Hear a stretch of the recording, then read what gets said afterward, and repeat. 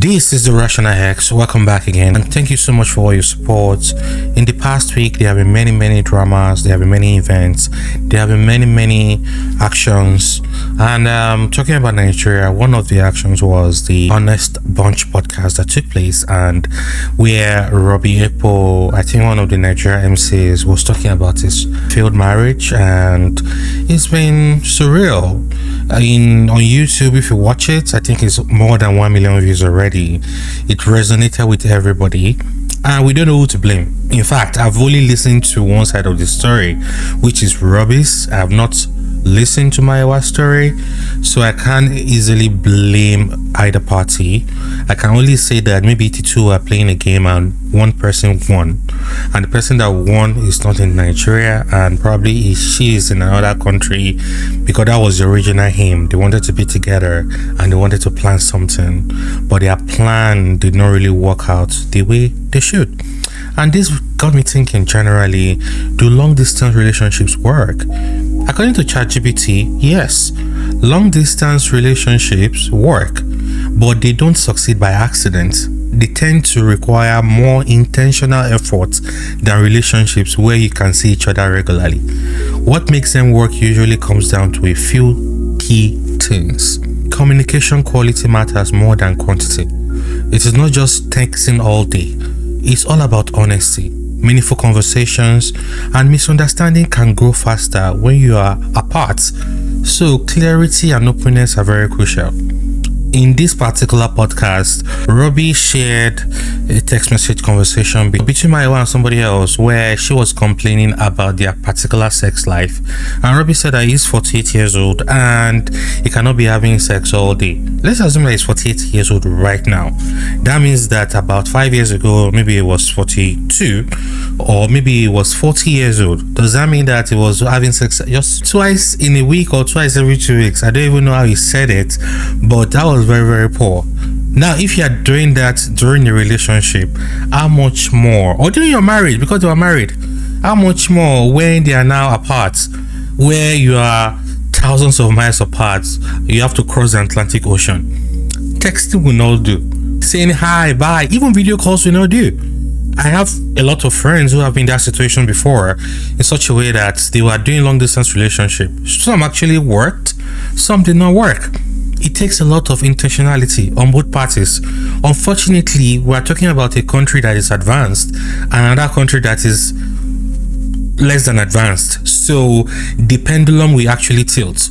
If one person is in a country that is advanced and he or she is in a long distance relationship with somebody in a country that is less than advanced, then the problem is that you have to be intentional, because one person cannot just, they can't be visiting each other. The person in the advanced country will likely go and meet the person in the less advanced country. For example, you have to travel from the US to Nigeria, because that's the original problem. It's not that you want to operate a long distance relationship. The problem is that you guys were trying to relocate. So if it was easy to relocate, both of you will have relocated. But because one person went and the other person could not go, that was why you saw that it would have been easier for the person that went to visit. But if there was lack of communication in all areas, maybe finances, maybe sex, maybe disrespect, maybe hygiene, other ladies, then definitely it was dead on arrival. And that was why people said, and they analyzed, that as soon as she set her foot on the plane, the marriage ended. But the other guy did not know. I will get to the part of him sending money. Money alone doesn't really help a relationship survive. Number 2 key point is that trust is not negotiable. Distance naturally creates uncertainty. You don't know what your other partner is doing. If either person struggles with trust, the distance can amplify that quickly. That means that you don't know whether this person is sleeping with this person. You don't know whether they are sexting, they are chatting on Snapchat. Many things are happening with the internet nowadays. You can be talking to 10 girls, or a woman will be talking to 10 guys, or be accommodating 10 guys at once, because your phone is your phone. He said that she accommodated somebody who was cleaning their house.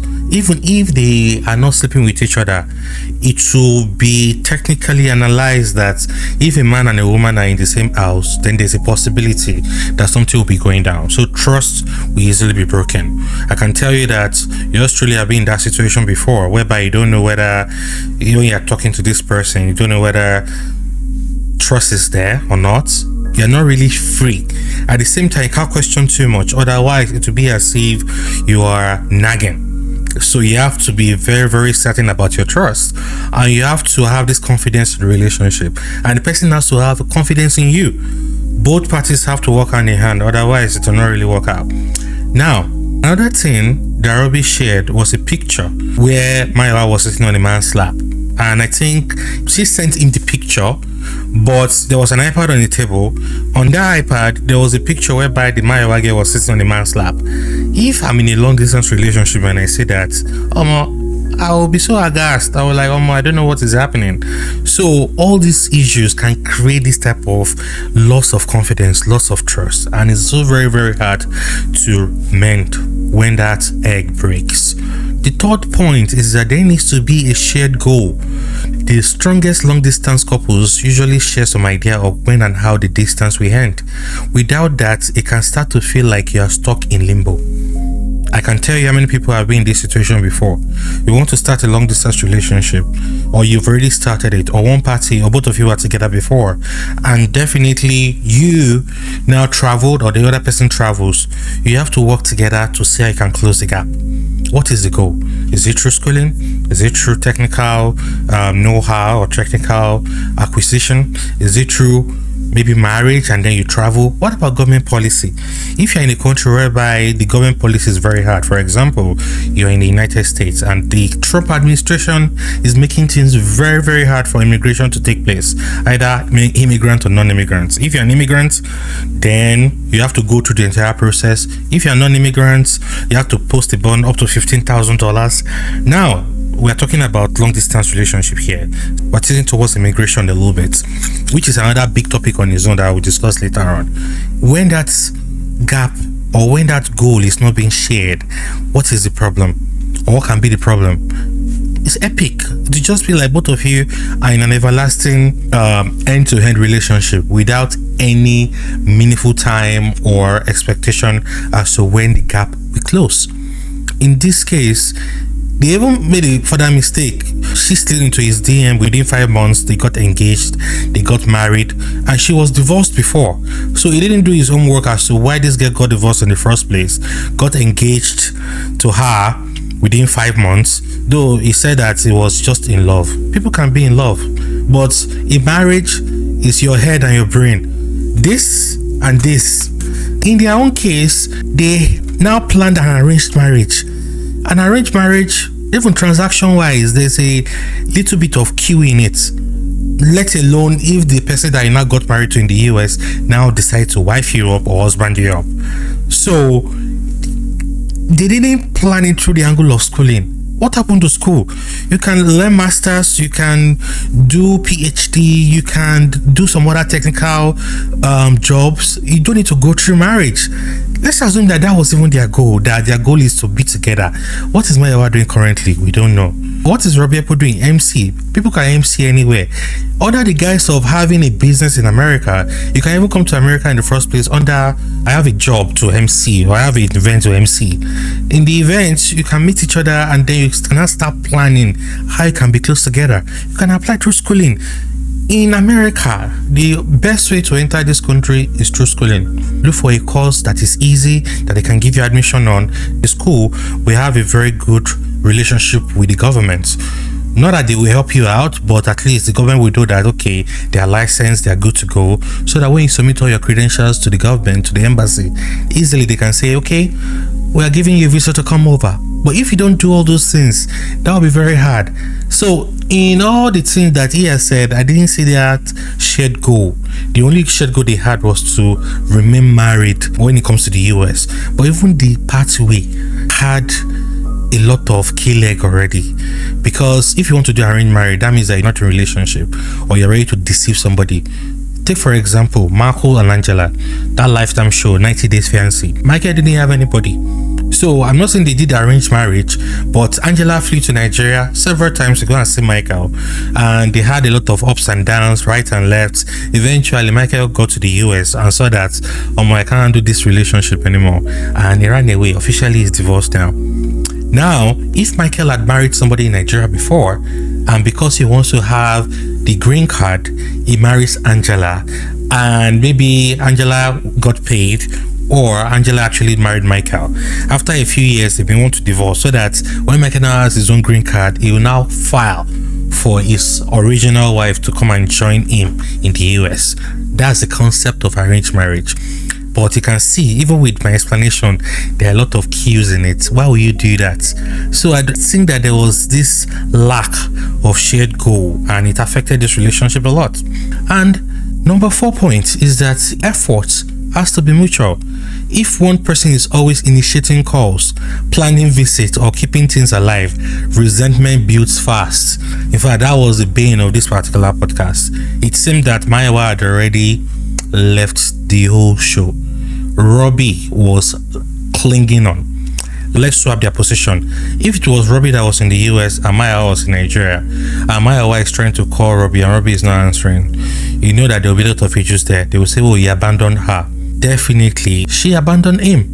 And he was the one sending money from Nigeria to the US. Do you know how hard it is to even send money from the US to Nigeria? Let's assume that you're sending $200 to somebody in Nigeria. $200 is about almost 280,000 or 300,000 naira, which in today's Nigeria is even hard to maintain one's life, because by the time you buy fuel, you buy food, you pay for lights, that 300,000 naira is gone.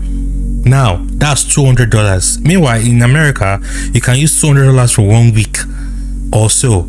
You're taking your transport, you are buying gas, and you are buying your groceries. You can maintain yourself for 1 week on $200. Meanwhile, in Nigeria, if you want to spend that money in today's economy, that money can finish in 1 day.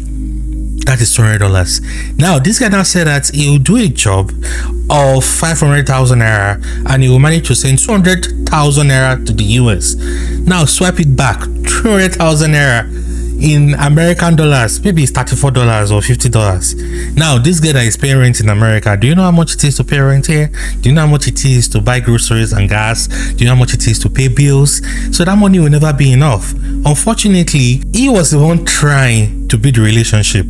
If they had a very strong foundation from the first place, Maiwa should have been the one sending money to him. Like, okay, manage. Yeah, I sent you $50. I sent you $100 to manage. But he was not sending the money. He was fighting. He was making all efforts. But it wasn't panning out.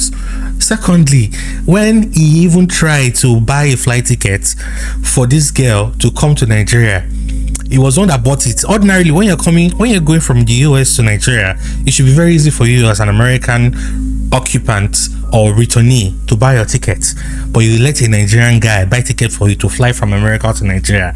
That's number 2 efforts in a wasted basket. Now, she came, you are married before, you are still married, she didn't allow you to touch him. Now, all these accounts, they are from Robbie. We've done that from Maiwa's side.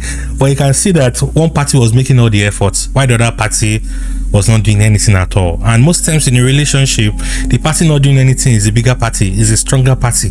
Because you just feel like, what am I doing? You'll be operating from a very weak angle. So in this case, Maiwa was the one that was winning. And she put the last straw on the camel's back. What was it? She got married to another person in America, who I was told that has his own wife and children in Nigeria. Oh, this life is so rugged, and that means that the effort is totally lost. If you're in that man's shoes, you will definitely cry. You've made all the effort, you've wasted your time, you're almost 50 years old, the girl maybe is having sex with other people, you're not making too much money, your family is abusing you, and you're still good looking. But even with all those things, you are the loss. If that thing happens to you, you will definitely cry.